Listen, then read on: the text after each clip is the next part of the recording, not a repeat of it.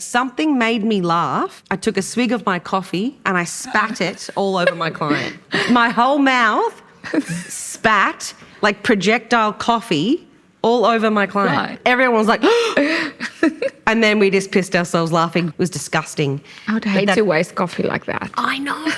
I know. But I don't know what made me think of it, but you're welcome.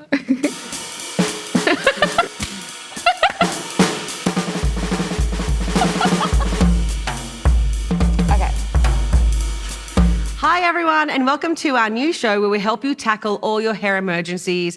It could be anything color related, salon related, anything, you name it. So if you want to, share your dilemmas with us and we would address them in one of our next episodes.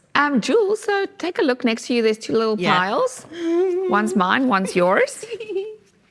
Oh my God, I'm nervous. I'm really excited. Do you want to go first? Okay. I had a client come in with baby fine hair and she brought a reference pics of Texas hair Beyonce. How do you manage a client's unrealistic expectation? I got this. Buy a wig. No, just joking. No.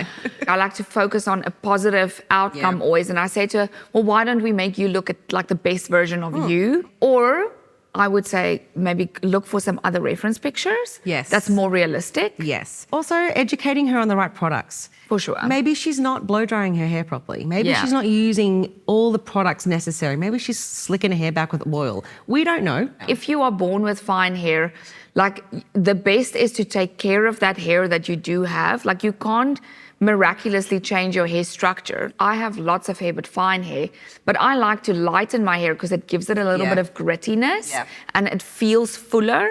But then you can't push it too far to bleach and then it breaks off. So there's ways where you can manipulate fine hair to make it appear fuller. And also, man, genetics. Blame your parents. Moving on. Okay, let's go. Oh my God, I love this so much. Why is it so hard for some clients to keep their head still? It's driving me absolutely crazy. Please share some tips on how to make them stop. Okay, I have the best tip. I saw this video and there is a barber trying to cut his client's hair and his head keeps moving. And so the barber comes over with literally like a big whiteboard and a pen.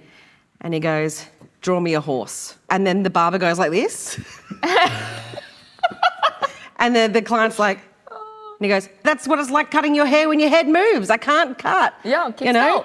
So maybe it's a good option to just have a joke with your client. I have severe ADHD, undiagnosed, but I have a lot of people on the spectrum that come into my salon and we're all a little bit left of center and we all talk with our hands and, they're all dancing around. And I just be like, I turn around and get on my chair and I'm like, hey, slow it down. Let's just calm down. Put your head down, look down, chin down, let's go. Do you want a crooked haircut? And I just give it to them. And because we're on that kind of level, they just think it's funny and they're like, got it. Now we actually want to hear from you. So if there's anything that you want us to touch on or any hair emergency or any comments on of what we've discussed today, please leave it in the comments below. What she said.